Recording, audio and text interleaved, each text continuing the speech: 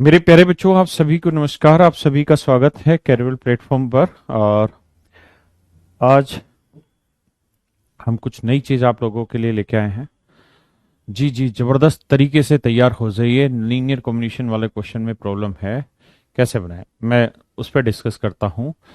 मनुज जी, गौरव, अमरजीत, अभय, Prince, बहुत तेज comment हो गए, अब पढ़ना बहुत मुश्किल हो जाता है जी।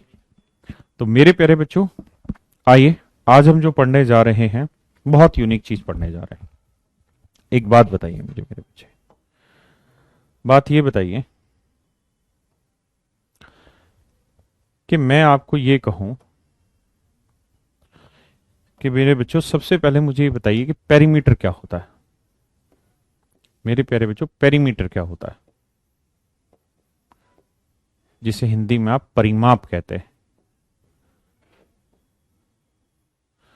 तो किसी भी फिगर का जो पेरीमीटर होता है वो basically sum of length of all side, sum of length of all side is called perimeter, is called my dear student perimeter. परिमाप क्या होता है? Very good evening to everyone.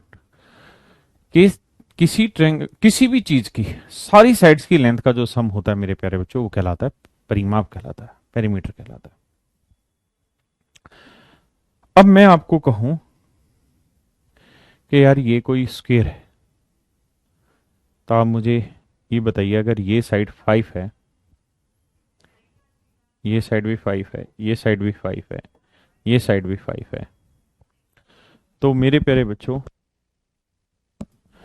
अगर सारी साइडें 5 5 हैं तो इसका पेरीमीटर बताइए क्या होगा। तो आप मुझे कहेंगे सर सीधी सी बात है, 5 5 5 5 ऐड करेंगे तो लिख लेते हैं सर 4 × 5, है ना। एक और स्क्वायर बना लेते हैं, इसकी साइडें मान लीजिए 10 10 है, तो मैं कहूँ यार इसका पेरीमीटर क्या होगा, तो आप कहेंगे 10 + 10 + 10 + 10 यानी 40, यानी 10 को 4 टाइम्स ऐड करना है, तो हम कह देंगे सर यहाँ पेरीमीटर हो जाएगा 4 × 10, है ना। अब मेरे बच्चों इसी तर्ज पे अगर मैं आपको कह दूं कि मेरे बच्चों ये स्क्वायर है और इसकी साइड की लेंथ a है, तो मेरे बच्चों इसका पेरीमीटर निकाल के बताइए क्या होगा। थोड़ी देर में आपसे डिस्कस कर रहे हैं, चैप्टर क्या पढ़ने वाले हैं। तो आप कहेंगे कि सर इसका पेरीमीटर हो जाएगा a 4 है। तो आपने एक चीज गौर की यहाँ पे कि स्क्वायर के पेरीमीटर में आपने करना क्या है कि 4 को साइड की लेंथ से मल्टीप्लाई करना है, 4 को साइड की लेंथ से मल्टीप्लाई करना है। तो इसी तरीके से आपने सीधा सीधा यहां से एक प्रूफ करते हुए एक स्टेटमेंट तैयार कर दी क्या, कि मेरे बच्चों अगर किसी स्क्वायर की साइड a है तो उसका डायरेक्ट पेरीमीटर हमेशा लिख दीजिए 4 है। मेरे प्यारे बच्चों उसका पेरीमीटर लिख दीजिए 4 है ना। ये आपने एक एक्सप्रेशन तैयार कर दिया, it is called expression. Way to express,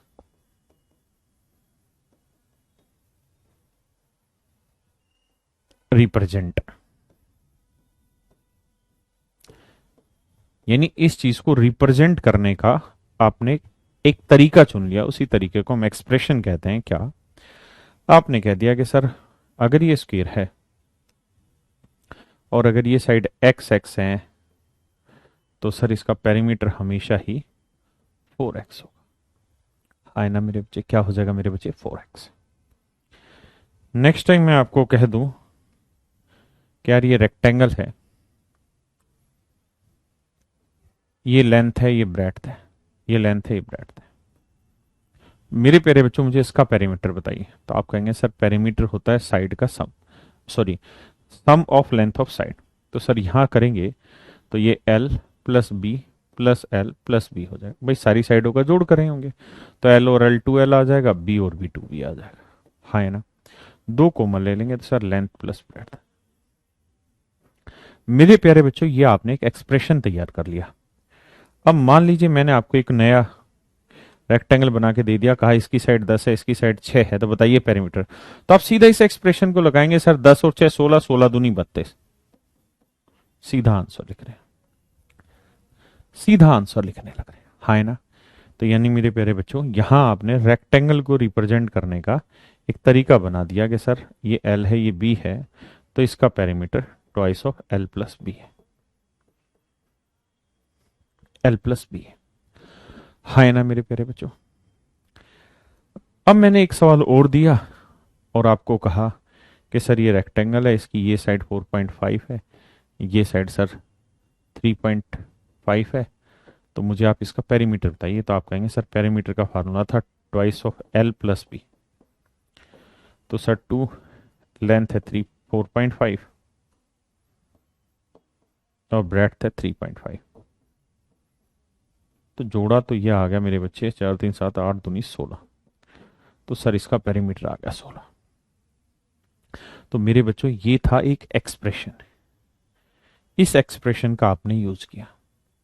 लेकिन मुझे एक चीज बताओ यार, मैं ये गलत नहीं कर रहा हूं आपको पढ़ाते वक्त इस बात को, कि यहां मैंने एल की वैल्यू 4.5 ली और बी की वैल्यू 3.5 ले ली, जबकि यहां पे मैंने एल की वैल्यू 10 ली, एल की वैल्यू 10 ले ली थी और बी की वैल्यू 6 ले ली थी। क्या ये सही कर रहा हूं या मैं गलत कर रहा हूं? कि कहीं तो मैं एल की वैल्यू 3.45 लिख रहा हूं या 4.5, कहीं मैं 10 लिख रहा हूं, ये सही है या गलत है? ऐसे ही आपने देखा होगा कि कहीं तो मैं इस x की जो वैल्यू थी या a की वैल्यू 5 ले गया, कहीं मैं 10 ले गया, ये ठीक भी हो रहा है या गलत हो रहा है? तो आप कहेंगे सर घबराइए मत, आपने ठीक ही किया है। क्यों? क्योंकि सर ये जो x है ना, ये तो एक्सप्रेस कर रहा है चीजों को, ये एल और बी जो है ये एक्सप्रेस कर रहा है, ये तो वेरिएबल है। ये क्या है सर? वेरिएबल। वेरिएबल क्या होते हैं सर? वेरिएबल को हिंदी में कहते हैं चर।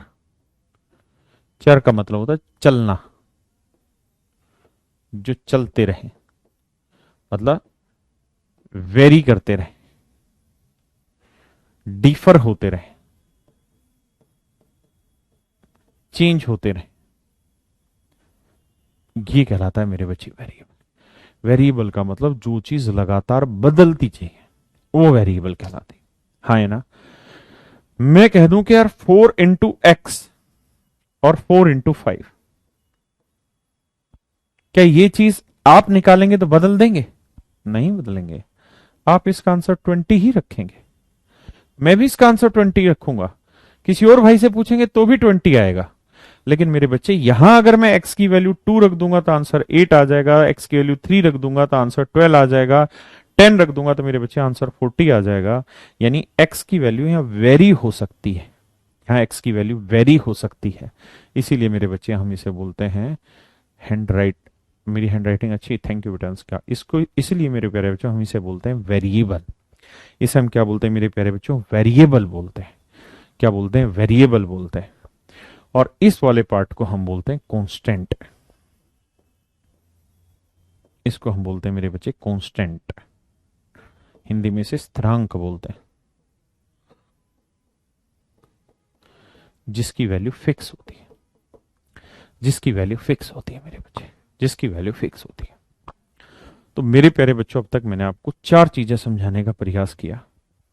सबसे पहली चीज, एक्सप्रेशन क्या होते हैं, किसी चीज को रिप्रेजेंट करने का तरीका एक्सप्रेशन कहलाता है।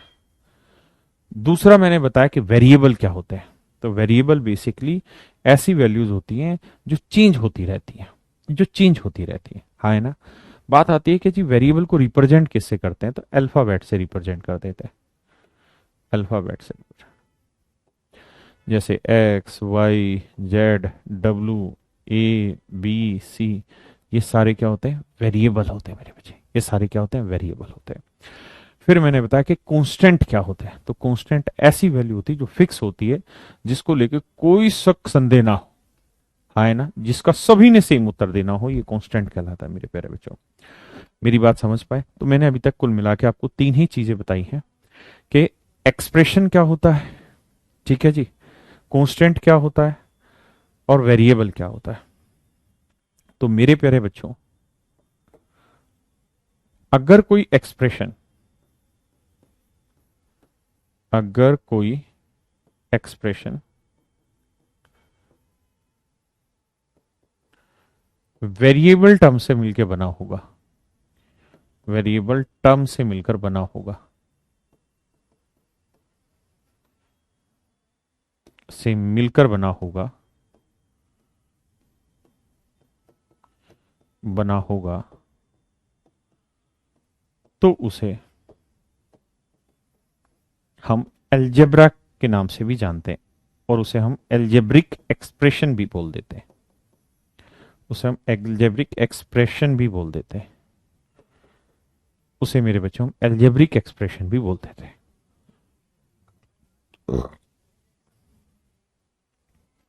हिंदी में एल्जेब्रिक एक्सप्रेशन को बीजगणितीय फलक बोलते हैं। मैं अपनी बात फिर से समझाता हूं। अगर कोई एक्सप्रेशन है जो एल्जेब्रिक वैल्यू को लेके बनाया हुआ है, मैं सॉरी माफ करिए, वेरिएबल वैल्यू को लेके बनाया हुआ है, तो हम उसको एल्जेब्रिक एक्सप्रेशन कहते हैं। मैं यहां एक और टर्म क्लियर करना चाहता हूं, डिफरेंस बिटवीन एक्सप्रेशन। चैप्टर कौन सा पढ़ने जा रहे हैं थोड़ी देर में बता रहा हूं, या आप दिमाग लगा के बताइए कौन सा पढ़ रहा है। और दूसरा होता है इक्वेशन।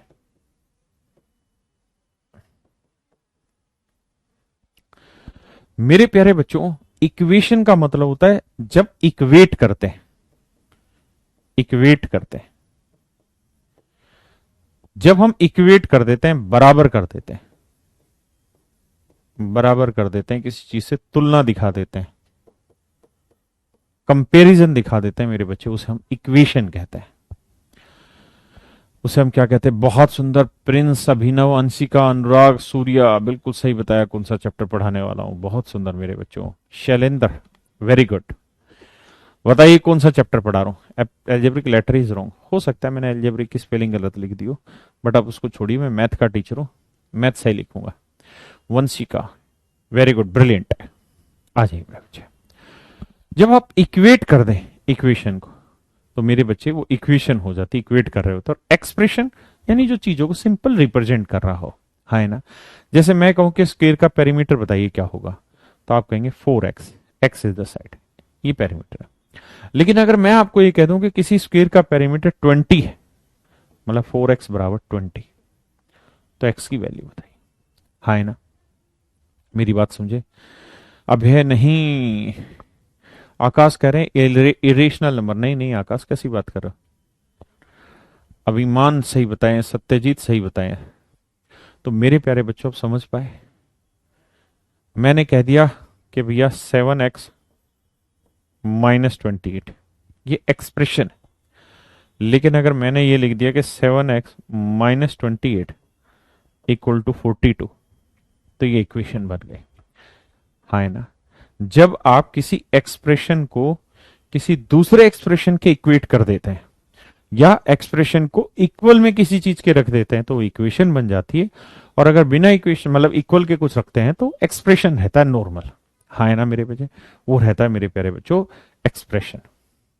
स्पेलिंग पे आप प्लीज मत जाइए, मिस्टेक्स हो सकती है। तो मेरे प्यारे बच्चों, मैं अपनी बात फिर से दोहराता हूं कि एक्सप्रेशन और इक्वेशन में क्या डिफरेंस है, आपको क्लियर होना चाहिए। एक्सप्रेशन क्या है, इक्वेशन क्या है, it must be clear to everyone, है ना। तो मेरे प्यारे बच्चों, आज हम जो पढ़ने जा रहे हैं, वो हम पढ़ने जा रहे हैं, जो सब बच्चों ने सही आइडिया लगाया, पोलिनोमियल। पोलिनोमियल, पोलिनोमियल पढ़ने जा रहे हैं मेरे बच्चे। बिल्कुल सही बताया। जिन्होंने पोलिनोमियल नाम सही बताया, congratulation to all of you, because you are absolute right. आप बिल्कुल सही सोच रहे थे कि हम पोलिनोमियल पढ़ने जा रहे हैं। पोलिनोमियल होता क्या है मेरे बच्चे? पोलिनोमियल बेसिकली दो वर्ड से मिलकर बना होता है, एक पोली और एक होता है नोमियल। मेरे प्यारे बच्चों, ये चैप्टर आपने 9th क्लास में भी पढ़ा हुआ है। बेहद आसान चैप्टर है, बहुत मजेदार चैप्टर है। और 10th क्लास का पॉलिनोमियल पढ़ने के लिए जरूरी है कि हमें बेसिक चीजों के बारे में पता हो, जो हमने 9th क्लास में पढ़ी है। तो मेरे प्यारे बच्चों, मेरा ये अथक प्रयास रहेगा कि मैं आज आपको पूरा बेसिक एक बार कंप्लीट करा दूं, ताकि आप अच्छे से अवेयर हो जाएं कि आपने 9th क्लास में क्या पढ़ा था, हाँ है ना। तो मेरे बच्चे पोली जो होता है इसका मतलब होता है मैनी। मैनी माने बहुत सारे।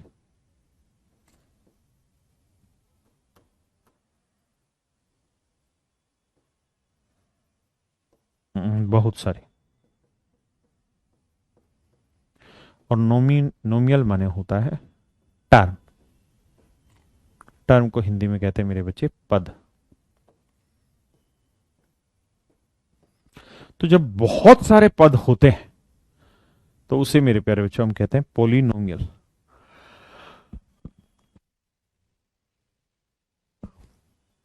उसे हम मेरे प्यारे बच्चों कहते हैं पोलिनोमियल। पोली माने मैनी बहुत सारे, नोमियल माने टर्म। जब बहुत सारे पद होते हैं तो उसे हम पोलिनोमियल कहते हैं। सच मायनों में अगर हम इसे डिफाइन करना चाहें तो हम कहेंगे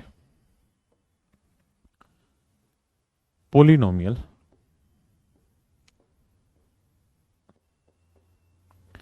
is an algebraic expression. Algebraic expression. Polynomial is an algebraic expression which involve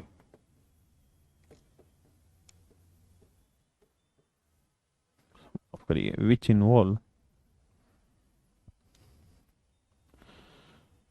variables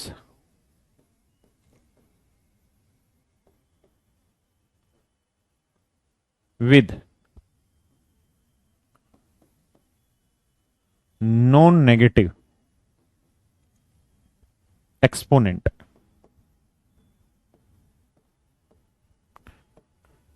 exponents को ही हम पावर भी कहते हैं। Which involve variable with non variable with non negative exponent by collaborating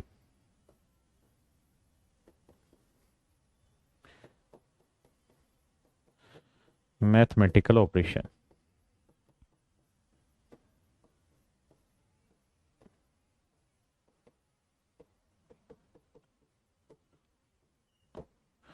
भाई मैथमेटिकल ऑपरेशंस मीन्स प्लस करना, minus करना, into करना, डिवाइड करना।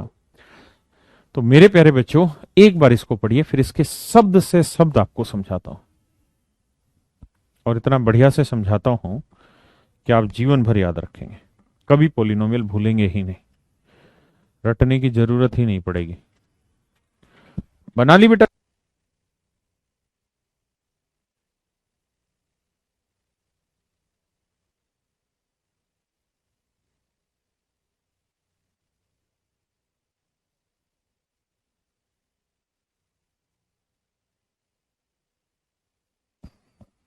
आइए मेरे बच्चे,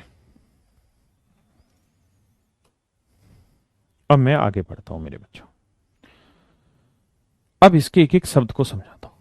मेरे प्यारे बच्चों, आप जब नंबर सिस्टम पढ़ रहे थे तो आपको याद होगा मैं नंबर लाइन पढ़ा रहा था और वहां मैंने कहा था ये 0 होता है, ये +1 होता है, +2 होता है, ये +3 एंड सो ऑन, ये -1, -2, -3 एंड सो ऑन। तो नॉन नेगेटिव में क्या क्या वैल्यूज थी? ये वाली, ये सारी वैल्यू नॉन नेगेटिव थी।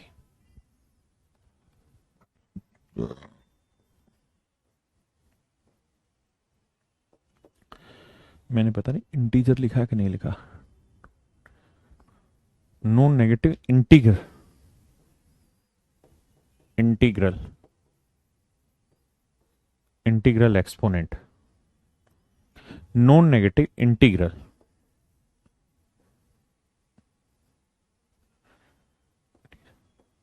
अरे यार,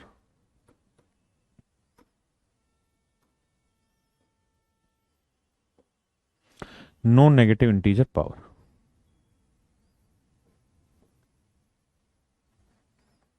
यानी नॉन नेगेटिव होनी चाहिए। नॉन नेगेटिव क्या होगा मेरे बच्चे? तो 0, 1, 2, 3, 4, 5, 6, हाँ है ना। नॉन नेगेटिव इंटीजर होने चाहिए, और मेरे प्यारे बच्चों नॉन नेगेटिव इंटीजर को ही हम कहते हैं होल नंबर।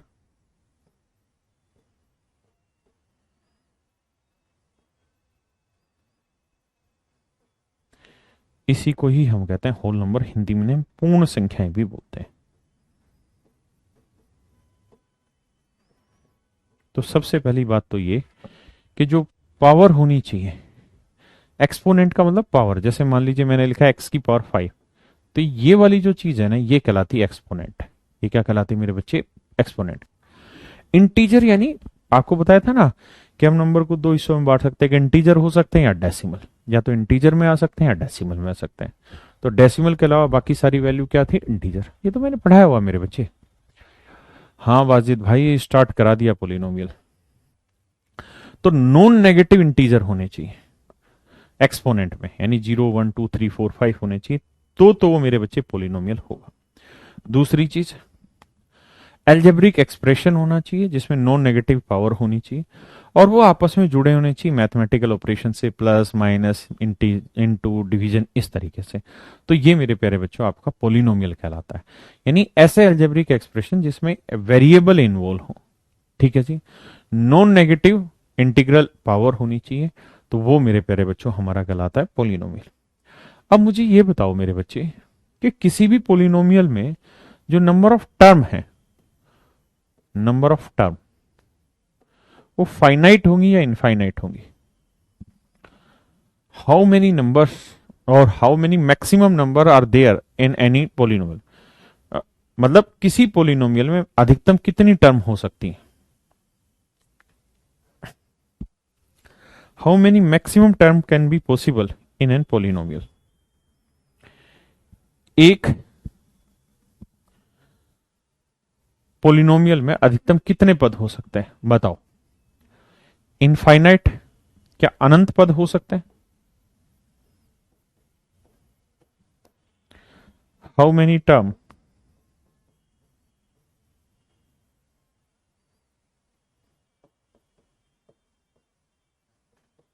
इन ए पोलिनोमियल?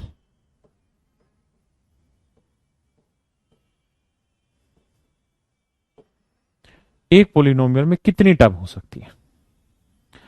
इनफाइनाइट हो सकती? क्या ये सही है गलत है? गलत है मेरे बच्चे, इनफाइनाइट नहीं हो सकती, हमेशा ही फाइनाइट होगी। यानी जो गिनी जा सके, यानी कोई भी पोलिनोमियल होगा तो उसमें इनफाइनाइट नंबर ऑफ टर्म नहीं होंगी मेरे बच्चे, उसमें फाइनाइट नंबर ऑफ टर्म ही होंगी। इस बात का ध्यान रखिए।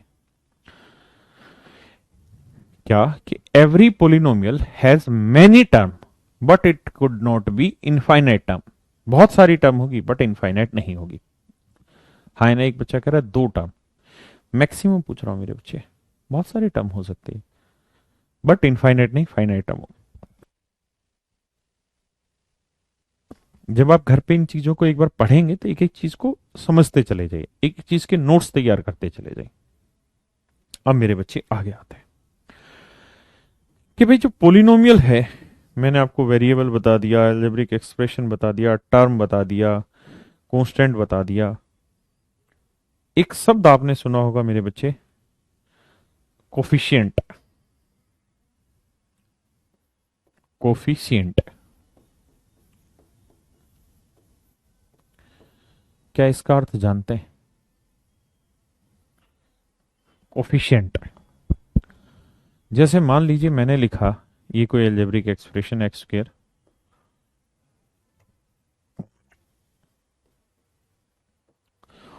तो मेरे बच्चे मैं आपसे पूछ रहा हूं कि एक्स स्क्वायर का कोफिशिएंट बताइए। एक्स स्क्वायर का कोफिशिएंट, तो जो एक्स स्क्वायर का कोफिशिएंट पूछ रहे हैं, तो जो एक्स स्क्वायर के सामने कांस्टेंट वैल्यू लिखी हुई है वो आपका कोफिशिएंट है। मैं पूछ रहा हूं एक्स का कोफिशिएंट बताइए, तो मेरे बच्चे एक्स का कोफिशिएंट क्या होगा? 3। समझते हैं मेरी बात को? मैं अगर आपसे कहूं कि यार एक्स स्क्वायर -7x+2, तो मेरे बच्चे आप मुझे एक्स स्क्वायर का कोफिशिएंट बताइए और एक्स का बताइए क्या होगा। तो आप कहेंगे सर एक्स स्क्वायर के आगे कुछ नहीं तो 1 है, तो 1 होगा, लेकिन एक्स का कोफिशिएंट क्या होगा? तो आप कहेंगे देखिए सर इसको ऐसे लिख सकते हैं, x square plus -7 into x plus 2। क्यों? क्योंकि -7 को प्लस से करेंगे तो -7 ही आएगा, तो यहां एक्स का कोफिशिएंट क्या आ गया मेरे बच्चे? -7। है ना? तो हम ये कह सकते हैं कि ऐसी वैल्यू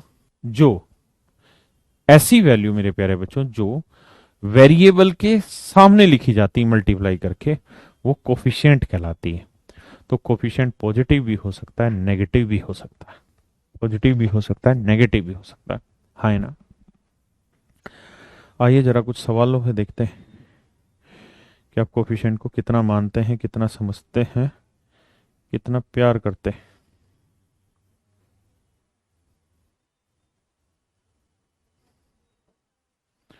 यहां बताइए,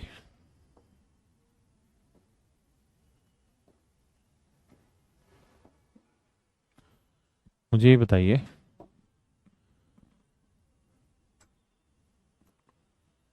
ये जो पहला वाला है इस एक्सप्रेशन में, मुझे आप, ये एक्स क्यूब है, ये एक्स और एक्स स्क्वायर, तो आप मुझे एक्स स्क्वायर का कोफिशिएंट बताइए क्या होगा मेरे बच्चे।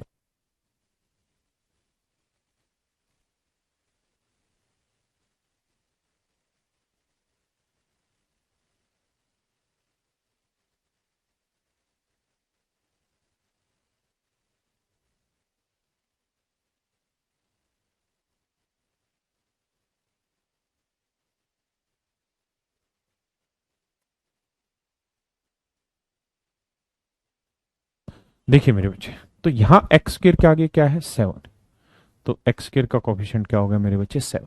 बहुत सुंदर। यहां बताइए एक्स स्क्वायर का कोफिशिएंट क्या है, बी क्वेश्चन में एक्स स्क्वायर का कोफिशिएंट क्या है। तो आप कहेंगे सर यहां 9 minus 12x plus x q. Sir सच तो ये है कि इसके अंदर तो एक्स स्क्वायर आ ही नहीं रहा। मेरे बच्चों एक बात बताओ, मैं यहां जीरो लिख दूं तो आपको कोई नुकसान है? आप कहेंगे क्या बात करें सर, जीरो जोड़ने से क्या नुकसान हो सकता है, नहीं होगा। और मेरे बच्चों अगर मैं जीरो इंटू एक्स स्क्वायर कर दूं तो कोई नुकसान है आपको? आप कहे सर बिल्कुल नहीं, क्योंकि जीरो को एक्स स्क्वायर से गुना करेंगे तो क्या आ जाएगा, जीरो, और जीरो जोड़ने से कोई फर्क नहीं पड़ेगा। तो सर इसका मतलब ये हो गया कि अगर एक्स स्क्वायर दे ही नहीं रखा तो एक्स स्क्वायर का कोएफिशिएंट यहाँ क्या होगा, जीरो। अगर एक्स स्क्वायर दे ही नहीं रखा मेरे प्यारे बच्चों तो एक्स स्क्वायर का कोएफिशिएंट क्या हो जाएगा मेरे शेरों, जीरो। हाँ है ना। यहाँ आइए, यहाँ बताइए एक्स स्क्वायर का कोएफिशिएंट क्या होगा। तो एक्स स्क्वायर का कोएफिशिएंट हो जाएगा यहाँ पाई/6। हाँ है ना। यहाँ आइए सर, यहाँ है √3 फिर x-7। तो मेरे प्यारे बच्चों यहाँ बताइए एक्स स्क्वायर का कोफिशिएंट क्या होगा। तो आप कहेंगे सर एक्स स्क्वायर दे ही नहीं रखा, तो हम अपनी तरफ से जीरो जोड़ दें, कोई नुकसान है, नहीं है सर। और जीरो को एक्स स्क्वायर से गुना कर दें, कोई नुकसान नहीं। तो एक्स स्क्वायर का कोफिशिएंट क्या हो गया मेरे प्यारे बच्चों, जीरो। एक्स स्क्वायर का कोफिशिएंट क्या हो गया, जीरो। ठीक है मेरे प्यारे बच्चों।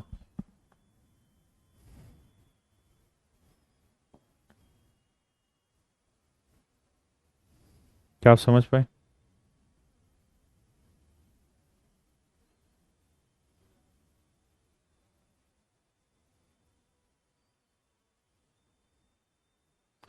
ठीक है, तो अब उम्मीद है कि आप इस बात में सक्षम हो पाए होंगे कि कोफिशिएंट होते क्या है।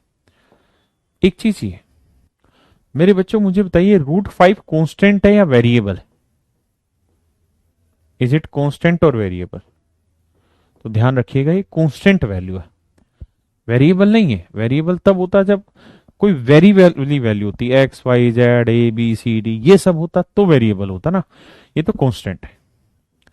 अब मेरे बच्चों आगे का ज्ञान लगाते हैं और बातों को समझने का प्रयास करते हैं कि भाई जो हम पोलिनोमियल पढ़ रहे हैं अब उसको क्लासिफाई कैसे कैसे किया जा सकता है। तो मेरे बच्चे पोलिनोमियल को दो तरीके से क्लासिफाई किया जा सकता है। एक तो टर्म वाइज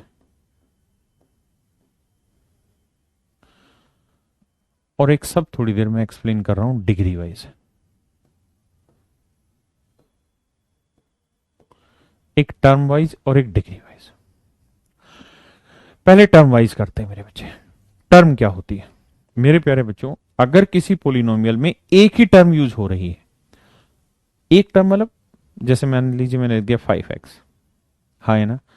मैंने लिख दिया 2, मैंने लिख दिया -7x²। तो ये सारे वेरिएबल, ये आप देख रहे हैं कि सारे पोलिनोमियल एक ही वो है, एक ही टर्म है, सब में एक ही टर्म है मेरे बच्चे, हाँ है ना। तो जब एक ही टर्म यूज हो रही होती है तो उसको हम बोलते हैं मोनोमियल, मोनोमियल पोलिनोमियल, यानी जिसमें एक ही पद यूज हो रहा होता है। अगर किसी में दो टर्म यूज हो रही होती है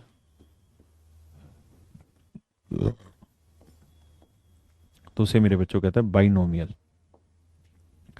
इसमें सर दो टर्म यूज हो रही है, मैंने लिख दिया x प्लस वाई, मैंने लिख दिया 3x+7, मैंने लिख दिया x² माइनस एक्स। तो ये क्या हो गया मेरे बच्चे, बाइनोमियल। तीसरा है कि अगर तीन टर्म इस्तेमाल हो रही हो, एक टर्म मोनोमियल, दो टर्म बाइनोमियल, तीन टर्म ट्राइनोमियल बोलते हैं।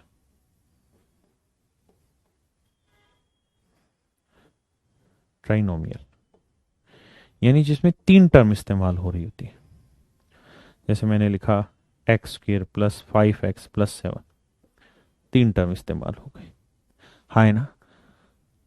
ऐसे चार टर्म वाली, पांच टर्म वाली, छह टर्म वाली, बहुत सारी। दूसरा एक शब्द मैंने लिखा मेरे बच्चे, डिग्री। तो सबसे पहले मैं आपको बताता हूं डिग्री होती क्या है।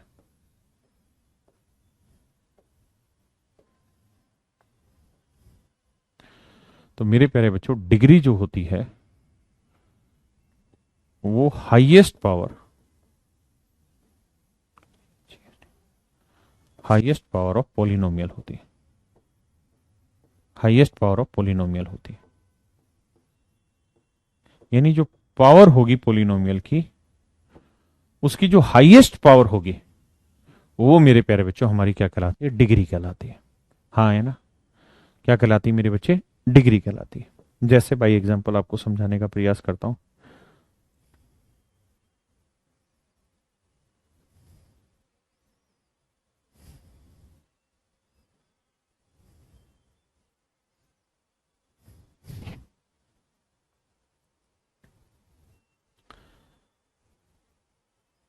जैसे ये वाला बताइए, पहले मुझे आप मुझे बताइए इनमें से कौन सी पोलिनोमियल है और कौन सी नहीं, बताइए।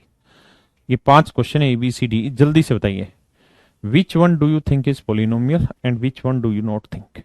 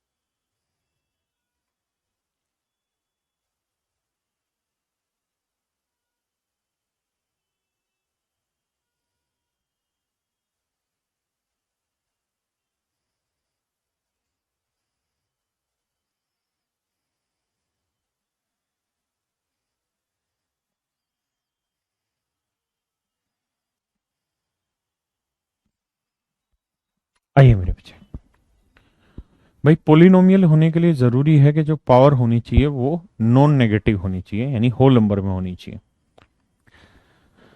अगर आप यहां ध्यान देंगे तो आप पाएंगे इस वाले में कि यहाँ इसकी पावर क्या है 2, इसकी पावर क्या है 1, हाँ है ना। तो ये होल नंबर में, तो ये पोलिनोमियल है। यहां देखेंगे तो y² प्लस 2√3, भाई √2√3 क्या है, तो आप कहेंगे तो कांस्टेंट है। और हमें पावर चेक किसकी करनी है, वेरिएबल की। तो मेरे प्यारे बच्चों वेरिएबल 2 है ना, y है, और वेरिएबल y है, तो वेरिएबल y की पावर क्या है 2, ये भी पोलिनोमियल है, हाँ है ना। अब आते हैं सी पे। मेरे प्यारे बच्चों 3 √x का मतलब x की पावर 1/2 प्लस √2x। मेरे बच्चों समस्या ये है कि आपको बताया था कि जो पावर होनी चाहिए वो नॉन नेगेटिव, यानी 0 1 2 3 4 इंटीजर में होनी चाहिए, फ्रैक्शन में तो हो ही नहीं सकती बाबू। तो ये तो फ्रैक्शन में, इसका मतलब ये पोलिनोमियल नहीं, इसका मतलब मेरे बच्चे ये पोलिनोमियल नहीं। अब यहां तक x-4/x, मेरे प्यारे बच्चों आप ये बात अच्छे से जानते हैं कि m³ को आप 1/-m³ लिख सकते हैं, या 1/x को आप चाहें तो x⁻1 भी लिख सकते हैं। ये सब आपने पढ़ा हुआ है। अगर यहाँ x⁻+1 है, ऊपर जाएगा माइनस हो जाएगा। तो मेरे बच्चे ये x आया -4, बाई x को आप क्या लिख सकते हैं, 4 × x⁻1, है ना। तब मुझे ये बताइए क्या ये चलेगा? तो आप कहेंगे नहीं चलेगा सर। इसका मतलब सर ये पोलिनोमियल नहीं, ये भी पोलिनोमियल नहीं। अब आते हैं यहां बच्चे, ये भी वेरिएबल है, पावर 12 ठीक है, ये भी वेरिएबल है, इंटीजर पावर है, ये भी वेरिएबल है, इंटीजर पावर है।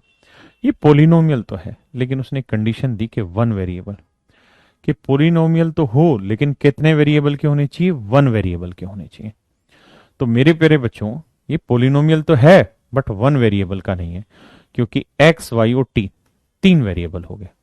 तो हम कहेंगे सर CDE ये तीनों के तीनों 1 वेरिएबल पोलिनोमियल नहीं, मतलब C और D तो पोलिनोमियल ही नहीं है, E पोलिनोमियल है लेकिन 1 वेरिएबल का नहीं, है ना मेरे बच्चे। तो अब आपको समझ में आया कि डिग्री क्या होती है मेरे बच्चे। अब मैं इसी पे कुछ क्वेश्चन ले लेता हूं आपको समझाने के लिए। जैसे ये वाला एक्सप्रेशन लिखा, आप मुझे इसकी डिग्री बताइए क्या होगा। Right the degree of each of the polynomial.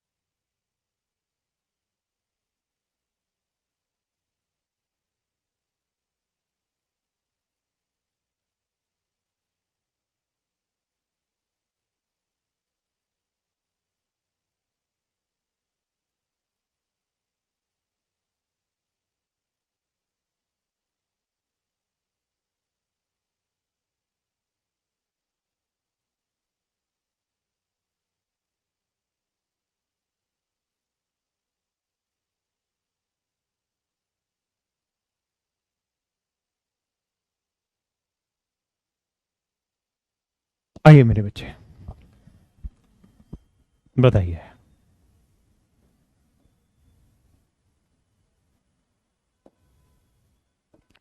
ये बताइए यहां पावर 3 है, यहां पावर 2 है, यहां पावर कुछ नहीं तो 1 है, तो सबसे बड़ी पावर क्या है, 3। तो यही तो मेरी डिग्री होगी मेरे बच्चे। तो इसकी डिग्री कितनी हो जाएगी, 3, है ना। यहाँ आते हैं, यहाँ पावर 1 है, यहाँ 3 है, तो सबसे बड़ी पावर 3, तो डिग्री कितनी हो गई, 3। यहाँ आते हैं 5y, तो यहाँ डिग्री कितनी, पावर कितनी, 1, तो इसकी डिग्री हो गई मेरे बच्चे कितनी, 1। यहाँ डिग्री कितनी हो गई, 1, है ना। अब आते हैं 7 पे। तो मेरे प्यारे बच्चों एक बात बताइए, 7 को आप 7 × 1 लिख सकते हैं क्या? मेरे प्यारे बच्चों मुझे बताइए 7 को क्या आप 7 × 1 लिख सकते हैं? क्या आप 7 को 7 × 1 लिख सकते हैं? आप कहेंगे लिख सकते हैं सर। तो 1 को हम क्या x⁻0 लिख सकते हैं? आप कहेंगे लिख सकते हैं, क्योंकि किसी भी चीज की पावर 0 क्या कहलाती है मेरे बच्चे, 1 कहलाती है, हाँ ना। तो इसका मतलब सर इसे x⁻0 लिख सकते हैं। और अगर हम ऐसा लिख सकते हैं तो ये 7 जो है इसकी डिग्री कितनी बनी, 0 बनी। 7 की डिग्री कितनी बनी, 0 बनी मेरे बच्चे, है ना। 7 की डिग्री कितनी बनी, 0। ऐसे ही मेरे बच्चों अब आते हैं ई पे। ई की वैल्यू है 0, तो 0 की डिग्री क्या होगी मेरे प्यारे बच्चों, सवाल ये है। तो कुछ बच्चे मुझे ज्ञान देंगे कि सर देखिए बड़ा सीधा सा है, जीरो को आप लिख दीजिए, 0 गुना 1, क्या बुराई है इसमें सर? कोई बुराई नहीं। और 0 1 को आप लिख सकते हैं x⁻0। अगर इस लिहाज से चलेंगे तो सर डिग्री आएगी 0। लेकिन मैं ऐसे भी तो कह सकता हूं कि 0 को मैं 0 × x⁵ लिखूंगा। बताइए इसमें कोई गड़बड़ है? क्योंकि 0 को x⁵ से मल्टीप्लाई करोगे तो क्या आएगा? 0 ही आएगा। लेकिन इस केस में इसकी डिग्री आ गई मेरे बच्चे 5। मैं नेक्स्ट टाइम 0 को 0 × x⁴ लिख रहा हूं। क्या गलत है लिखना? आप कहेंगे नहीं सर गलत तो नहीं है, क्योंकि 0 को x⁴ से मल्टीप्लाई करोगे 0 आएगा। लेकिन इस केस में इसकी डिग्री आ जाएगी 4। तो मैं इस बात को बताने में शायद उतना समझदार नहीं व्यक्ति हूं कि मैं ये समझा पाऊं कि इनमें से कौन सा सही है कौन सा गलत है। तो मेरे बच्चे, जब आप किसी चीज के बारे में नहीं समझा पाते हैं तो ऐसे केस को आप बोल देते हैं नॉट अ डिफाइन, क्योंकि आप डिफाइन ही नहीं कर पा रहे हैं। इस चीज को आप मेरे बच्चे बोल देते हैं नॉट डिफाइन। यानी इस बात का मतलब ये हुआ कि 0 की जो डिग्री होगी वो नॉट डिफाइन होगी। Degree of 0 is not define.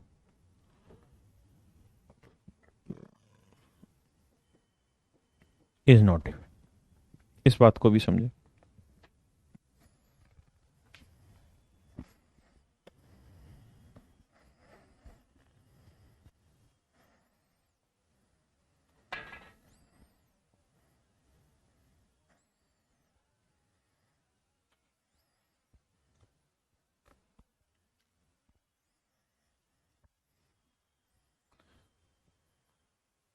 Not define है 0 की डिग्री। बहुत सुंदर। अब आपको याद आ रही है 9th क्लास की पढ़ी हुई सारी बातें? बहुत सुंदर।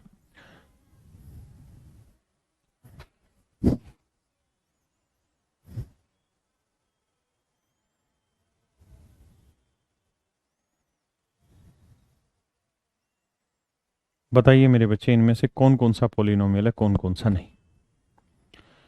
Classify which one do you think is polynomial, which are not?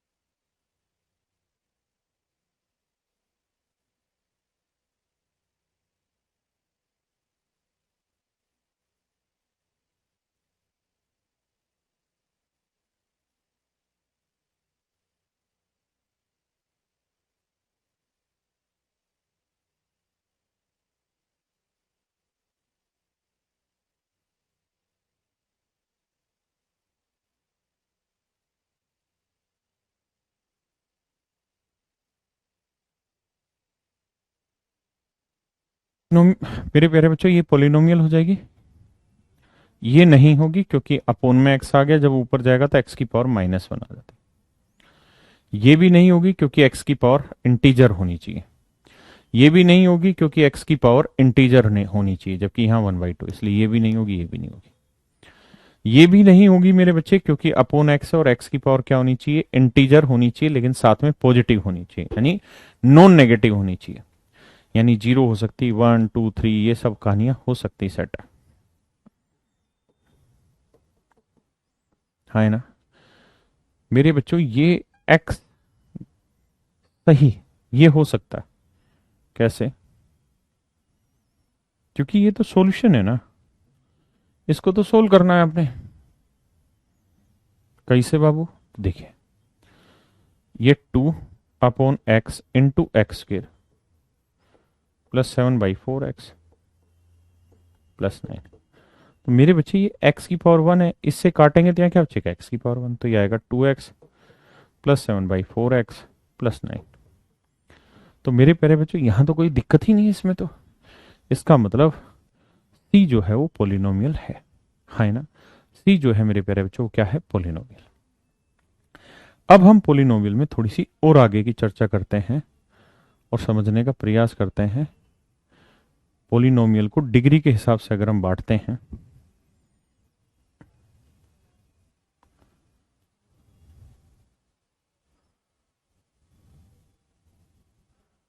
मैंने कहा लिखवाया था डिग्री के हिसाब से, डिग्री के हिसाब से बांटते हैं। देखिए मेरे बच्चे, जब आप डिग्री के हिसाब से पोलिनोमियल को बांटना शुरू करेंगे, when you try to distinguishified any polynomial by degree, you will find, एक है मेरे बच्चे कांस्टेंट पोलिनोमियल। यहां लिखता हूं इसको मैं। सबसे पहले तो जीरो पोलिनोमियल एक चीज है, इसको ध्यान रखिएगा। जीरो पोलिनोमियल, जीरो पोलिनोमियल, इसमें टर्म एक ही रहती है और वो टर्म है जीरो, यानी एक ही टर्म रहती है। अगर एग्जाम्पल दिखाऊं तो जीरो, और इसकी जो डिग्री होती है वो नॉट डिफाइन रहती है। डिग्री क्या होती है मेरे बच्चों? नॉट डिफाइन होती है। जीरो पोलिनोमियल अपने आप में क्लासिफाइड है कि जीरो पोलिनोमियल का मतलब सिर्फ जीरो होता है और इसकी डिग्री नॉट डिफाइन होता है। सेकंड होता है मेरे बच्चे constant polynomial. Constant polynomial, constant polynomial, constant polynomial क्या होता है मेरे बच्चे? ऐसा पोलिनोमियल जिसमें टर्म एक ही रहती है लेकिन जिसकी डिग्री हमेशा जीरो होती है। जैसे 7, 6, 3, -1, ये सारे के सारे कांस्टेंट पोलिनोमियल है। जैसे -1 है तो -1 को मैं x⁻0 से मल्टीप्लाई कर सकता हूं। क्यों? क्योंकि x⁻0 क्या कहलाता है? 1, तो -1 ही रहता है। तो इस केस में इसकी डिग्री क्या आ जाती है? जीरो, है ना। तो मेरे प्यारे बच्चे, जो कांस्टेंट पोलिनोमियल होता है हमेशा ध्यान रखिएगा उसकी डिग्री जीरो होती है। थर्ड है मेरे बच्चे लीनियर पोलिनोमियल।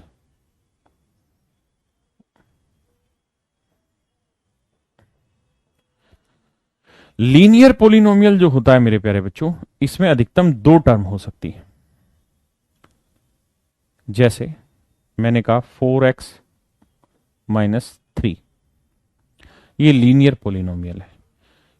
क्यों? क्योंकि लीनियर पोलिनोमियल में डिग्री कितनी होती है? 1 होती है। लीनियर पोलिनोमियल में डिग्री कितनी होती है? 1। जैसे 4x - 3 है तो x की पावर कितनी हुई? 1, ये डिग्री है। 2x, ये भी लीनियर पोलिनोमियल है ना। अब ये मैं यहां लिखा हुआ है, इस स्लाइड से ही समझा देता हूं आपको।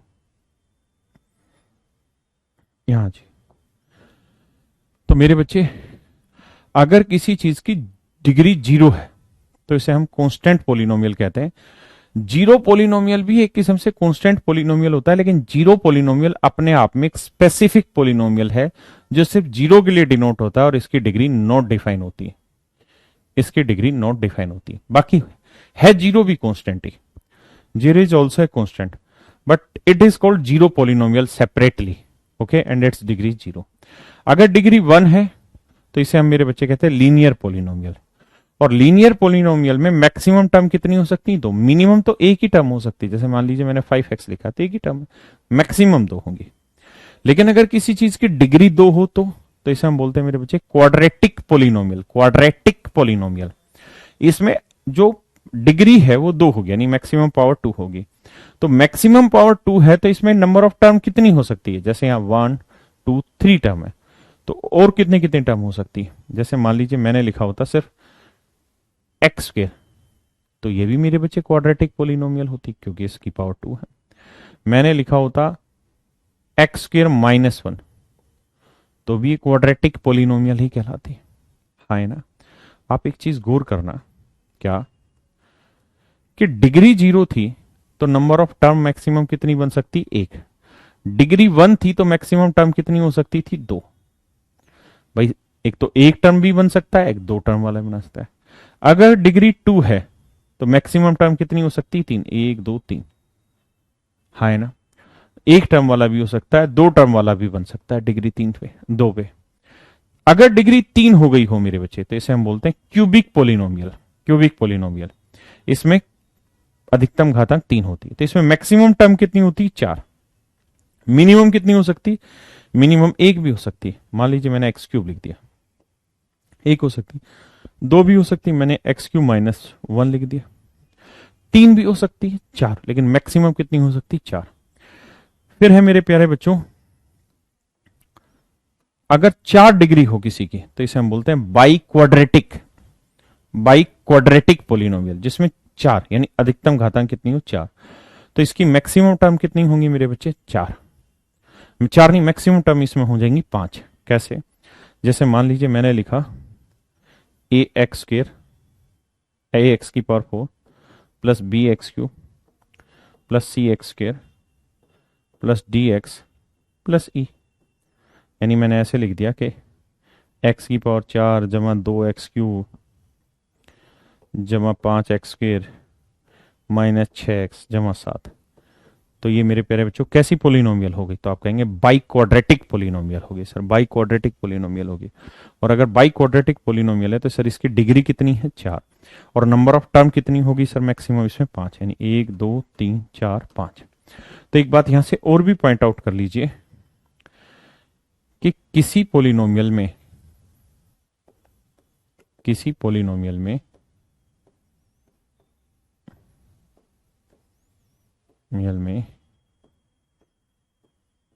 मैक्सिमम टर्म उसकी डिग्री से एक फालतू हो सकती है, उसकी डिग्री से एक एक्स्ट्रा हो सकती है, एक एक्स्ट्रा हो सकती है।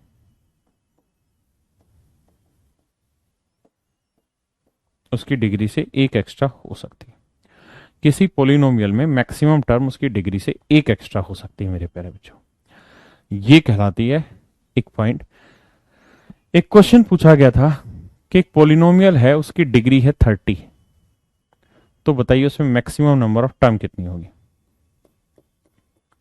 How many maximum number of term? अगर मेरे प्यारे बच्चों उसमें डिग्री 30 है तो आप कहेंगे 30 + 1, यानी मैक्सिमम नंबर ऑफ टर्म कितनी हो सकती है? 30। मैक्सिमम नंबर ऑफ टर्म कितनी हो सकती है? 30। तो चलिए मेरे प्यारे बच्चों, आज के लिए इतना ही रखते हैं। अब इतनी उम्मीद कर रहे हैं कि ये जो चीज़ें आपको समझाई हैं इस पर आप घर पे काम करेंगे, कॉन्स्टेंटली एफर्ट करेंगे, और कल फिर हम 10th क्लास का पोलिनोमियल स्टार्ट करेंगे।